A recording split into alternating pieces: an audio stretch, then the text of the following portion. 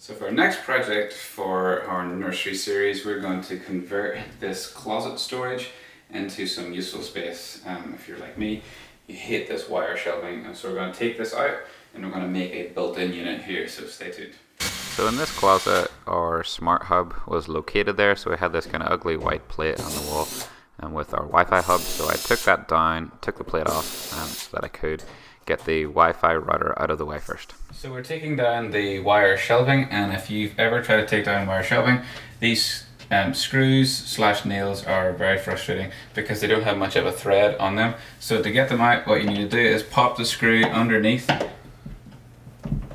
and pop it out, and as you pop it out, the nail's going to fall out, and then the clipping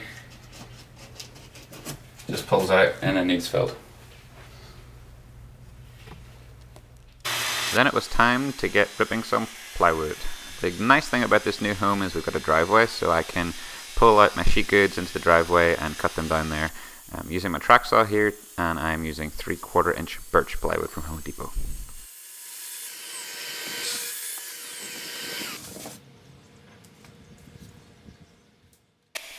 And I just got a new miter saw using this Bosch 12-inch gliding miter saw.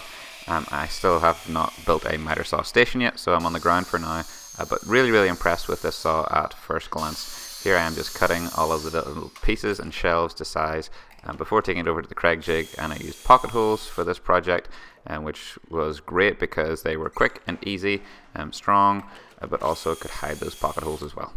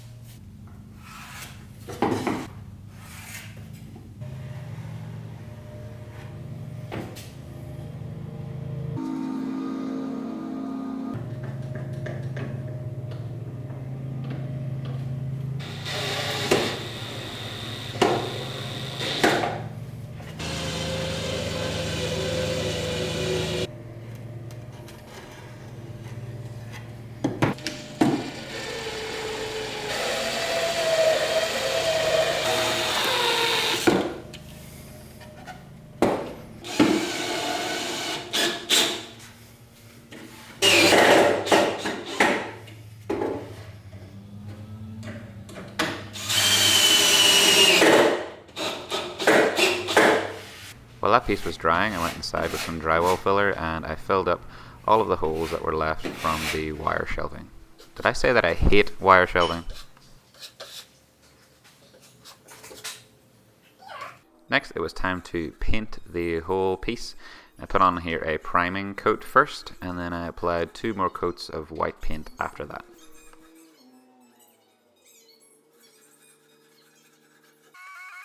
These were going to be my shelf supports that I would attach to the wall. So what I was doing was I was measuring down to the middle, and then I was measuring in 2 inches on each side, countersinking the pieces, and then painting them white as well, so it made for an easy attachment once install time came.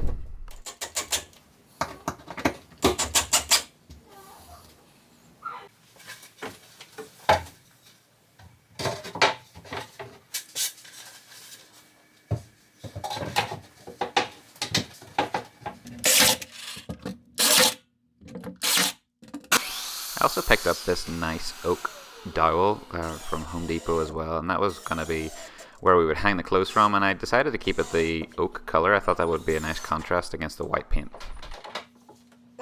Then it was time to break in the new table saw. That was the first time that I got to use it, and I am ripping down some poplar that I was using for the face frame.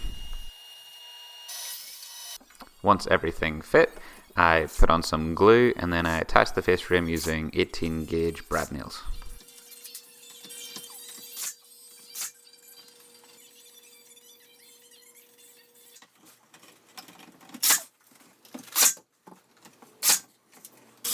After all the pieces were attached, I then went around with some wood putty, and here I'm just sanding off the... Alright, so here we are done with the built-in closet for the nursery. Super excited for this. This is one sturdy piece. It is not moving or going anywhere.